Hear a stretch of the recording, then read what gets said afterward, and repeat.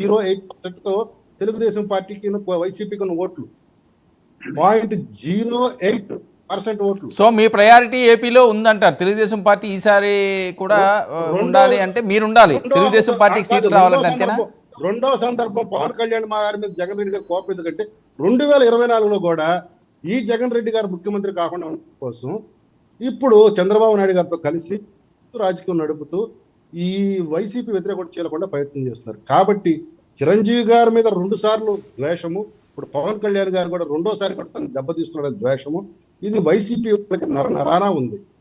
కాబట్టి వీరు కూడా అయితే మీకు అర్థమైపోతుంది.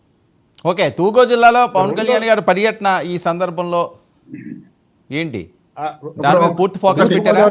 తూర్పుగోదావరి జిల్లాలో పర్యటన అంటే మా పార్టీని మేము బలపరచుకోవడానికి, మా పార్టీ అభ్యర్థుల మేము అసర్టైన్ చేసుకోవడానికి, రెండోది ఇదంతా కూడా చంద్రబాబు నాయుడు గారికి పవన్ కళ్యాణ్ గారికి ఇద్దరికి అవగాహన ఉండే జరుగుతుంది తప్పితే ఒకరికి తెలియకుండా ఒకళ్ళు జరగలేదు.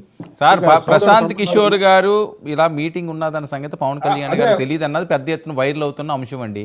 ఆయన అక్కడ ఉండగా ఆయనకి సమాచారం లేదు. వర్మ గారు సోషల్ మీడియాలో జరిగే ప్రతి చెత్త అంతా తీసుకొచ్చి మన డిబేట్ లో పెడితే మన డిబేట్ అంతా చెత్త. అంటే నేషనల్ మీడియాలో కూడా ఈ వార్తలు వచ్చినాయి అని టాక్ దీనికి సంబంధించి. ఇప్పుడు తెలుగుదేశం అధికార ప్రతినిధి ప్రశాంత్ కిషోర్ గురించి డిజోన్ చేసుకున్న తర్వాత మాకేముంది సార్?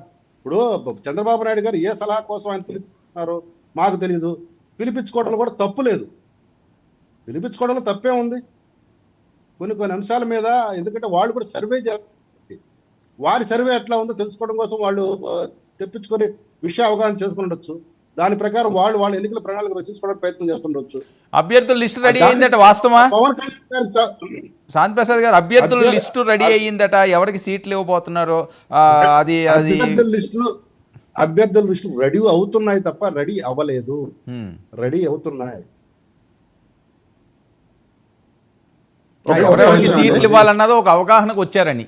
రెడీ మీన్స్ అది అధినాయకులు ఇద్దరు చెప్పిన తర్వాత మనం మాట్లాడుకుందాం. ఎందుకంటే మనం ఒక పొత్తు ధర్మం అనేది పెట్టుకున్న ఆ గౌరవ మర్యాదలు ఆ అధినాయకులకు వాళ్ళని దాటి మేము మాట్లాడుకోవడం.